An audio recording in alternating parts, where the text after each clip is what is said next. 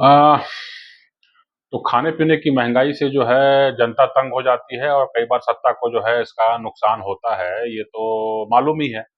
लेकिन ये भी जो है जो मीडिया जगत है वहाँ पर ये चर्चा आम है कि आम तौर से खाने-पीने की महँगाई अलग है और प्याज़ की महँगाई अलग है ना? प्याज़ की महँगाई जो है वो कई बार जो है भारी पड़ जाती है सरकार को, है ना?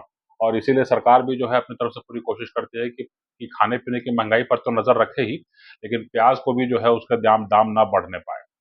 तो ये एक अच्छी खबर है कि जो अ प्याज़ है उसके दाम फिर से बढ़ने लगे हैं और प्याज़ को लेकर के एक बहुत अच्छा एक इन्होंने बताया है कि कई सरकारें पलट गई हैं, कई बार जो हैं वो सत्ताधीशों को पसीने आ गए हैं, उनकी आँखों में आँसू आ गए क्योंकि जब प्याज़ कटता है तो आँखों में आँसू आता है, तो प्याज़ के दाम बढ़ते हैं तो सत्ताधीशों के भी आँखों में आँसू आने लगते हैं, इस तरह की बातें जो है वो, है ना?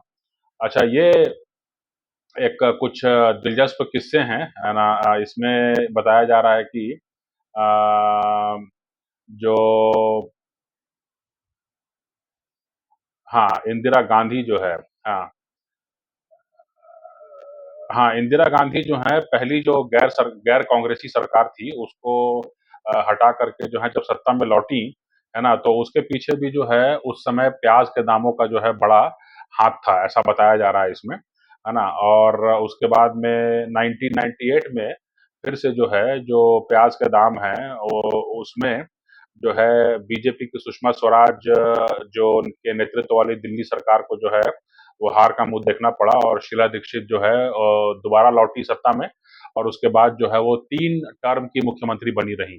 तो प्याज़ की ताकत को आप समझ लीजिए, है ना? ये बहुत अच्छा आर्टिकल है, ये मैंने कहीं देखा, है ना? तो 2019 में भी जो है जब प्याज़ के दाम जो हैं वो तकरीबन ₹100 किलो हो गए थे, है ना? तो उसके बाद में जो है वो घर से लेकर के रेस्टोरेंट और सब जगह जो है हल्ला मच गया और उसके बाद जो है फिर मामला यहाँ तक जा पहुँचा था कि मज़ाक उड़ने लगा कि जो पहले जो आप कुछ भी मँगाते थे खाने-पीने की चीज़ तो साथ में प्याज़ और नींबू और एक मिर्चा जो है वो अलग से प्लेट में देते थे। तो वो रेस्टोरेंट्स ने बंद कर दिया था। तो इसको लेकर के जो है काफ़ी टीका-टिप्पणी होने लगी, है ना? तो ये भी जो है अच्छा ये भी मज़े की बात है कि प्याज़ जो है वो जो वेजिटेबल बास्केट है उसमें तकरीबन 0.644% का ही उसका वेटेज है ना? यानी अगर आप सब्ज़ी-भाजी की महँगाई को जो है आँकने चलेंगे, तो उसमें जो है 0.644% ही जो है वो प्याज़ का जो है वज़न है उसमें, है ना? लेकिन फिर भी जो है प्याज़ पॉलिटिकली काफ़ी एक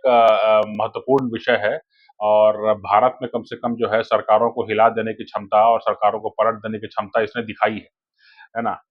तो अब सरकारों को हस्तक्षेप करना पड़ता है, सरकारों ने कई बार हस्तक्षेप किया है ना? और अभी भी जो है झारखंड और महाराष्ट्र में चुनाव हो रहे हैं और दिल्ली में जो है चुनाव आ रहे हैं, है ना? तो इसलिए जो है जो एक